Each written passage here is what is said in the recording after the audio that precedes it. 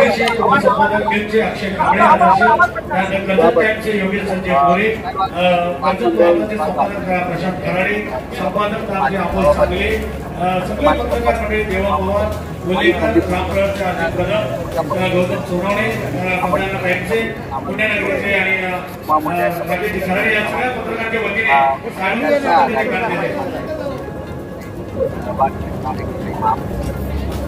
गेली अनेक वर्ष या सगळ्या परिसरामध्ये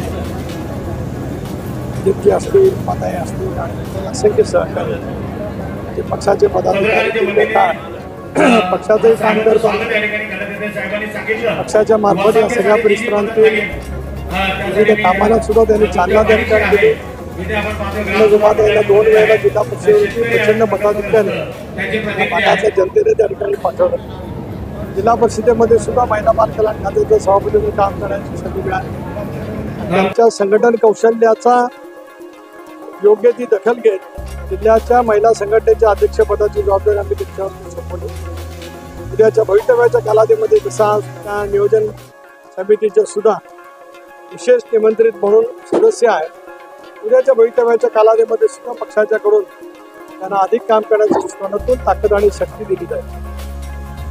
तर आपण आता भाषणामध्ये बैठक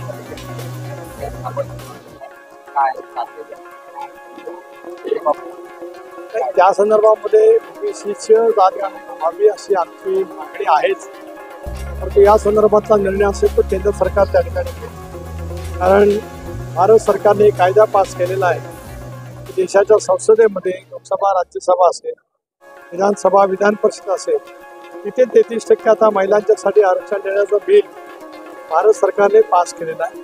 अशा वेळेला गेले अनेक दशकं देशांतील लोकसभेच्या संख्या, राज्यातील विधानसभेच्या संख्या या सुद्धा तेवढ्याच राहिलेल्या असल्यामुळे 33% याच्यामध्ये वाढ होणं अपेक्षित आहे. त्याची सुरुवात जनगणनेपासून होईल आणि मग 26ला डिलिमिटेशन कमिटी बसून या संदर्भातली मतदारसंघाची पुनर्रचना वाढीव जागांच्या संघे होईल अशी माहिती दिल्लीला त्या ठिकाणी मिळाली. या हत्येचा तीव्र शब्दामध्ये आम्ही निषेध केला. राज्य सरकारने त्या संदर्भामध्ये न्यायालयीन चौकशी, CID चौकशी सुद्धा नेमलेली आहे. त्याची पूर्णपणाने सखोल चौकशी व्हावी, जे कोण दोषी आढळतील त्याच्यावरती कडक कारवाई केली जावी अशी पक्षाची भूमिका. या रसायने आणि वासना विभागाने बरेच वर्षापासून प्रकल्प आपल्या विभागात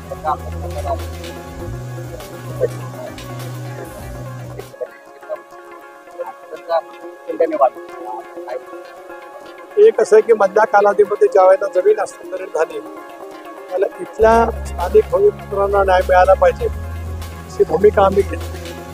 त्यावेळेला पालकमंत्री आदित्य तटकरे होत्या, इथल्या लोकप्रतिनिधी सुद्धा आवाज उठवला होता. त्याला काही प्रमाणामध्ये यश आलं, पण जरूर अजून तुमचे काय प्रश्न आहेत, भूमिपुत्रांचा रोजगाराचा प्रश्न असेल, कळत नकळत इतरही काय रोजगार तयार जे होणार आहेत त्याच्यामध्ये त्यांना सामावून घ्यायचं असेल, या संदर्भामध्ये लवकरच उच्चस्तरीय बैठक बोलावून या संदर्भातला निर्णय हा नक्की केला जाईल. रायगडला चोर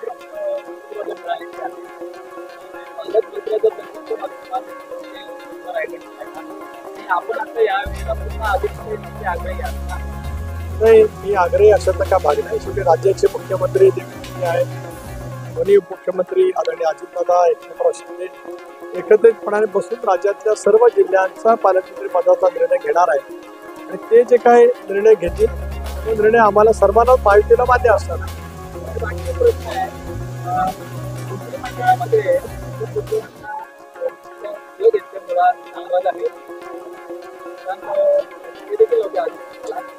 आपल्याकडे देखील लवकरच चर्चा केली जाईल.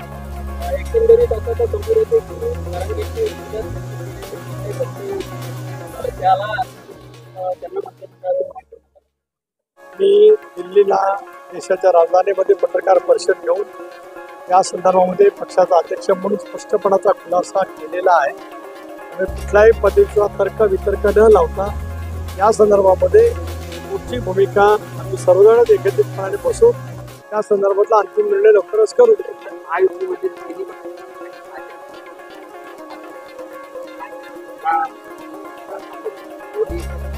दोन्ही पक्ष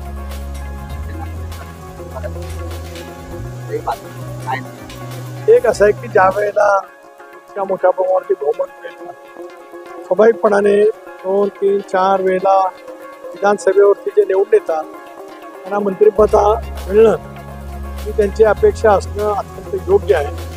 दीर्घकाळ समाजसेवेमध्ये काम करत असल्यामुळे पक्षाच्या माध्यमातून त्यांना त्या ठिकाणी मंत्रिमंडळामध्ये संधी मिळावी असा त्यांच्या भावना असतील तर त्या योग्य आहेत.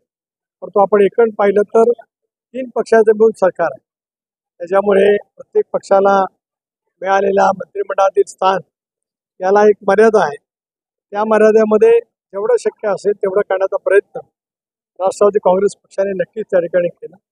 पुढच्या कालावधीमध्ये कशा पद्धतीने संधी देता येईल याचा विचार आम्ही नक्की करू. परभणी या ठिकाणी फॉर्म्युला ठरवून गेला. या संदर्भात पक्ष एकत्रितपणे बसून निर्णय घेईल. परभणी या ठिकाणी संविधानाची विडंबना करण्यात आली होती आणि त्या ठिकाणी सोमनाथ सुर्वेचे यांची देखील मृत्यू झालेली जे सदस्य या ठिकाणी आहेत आणि उमाताई सरपंच यांच्या वतीने साहेबांचं स्वागत इथे एक करण्यात असं आहे की या संबंध प्रश्नाच्या बाबतीमध्ये विधानसभेच्या अध्यक्षात चिरंजीव सतीश पाटील विधानसभेत परिषदेमध्ये सखोल अशी चर्चा झाली. माननीय मुख्यमंत्री महोदयांनी या चर्चेला उत्तर देत असताना इथल्या चौकशीच्या बाबतीमध्ये सुद्धा स्पष्टपणाचे निर्देश त्यांनी सर्वांची मागणी होती. या दोन्ही प्रकरणी बीड असेल परभणी असेल या दोन्ही प्रकरणाची उच्चस्तरीय न्यायालयीन चौकशी असेल एसआयटीच्या मार्फत चौकशी असेल ही लवकरात लवकर केली जावी. जे दोषी असतील त्या दोषींच्या कडक कारवाई केली. अमित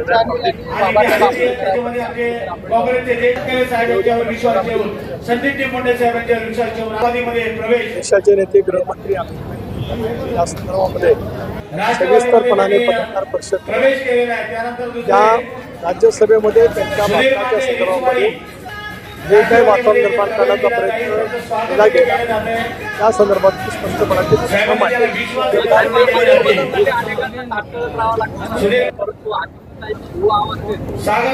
कॅबिनेट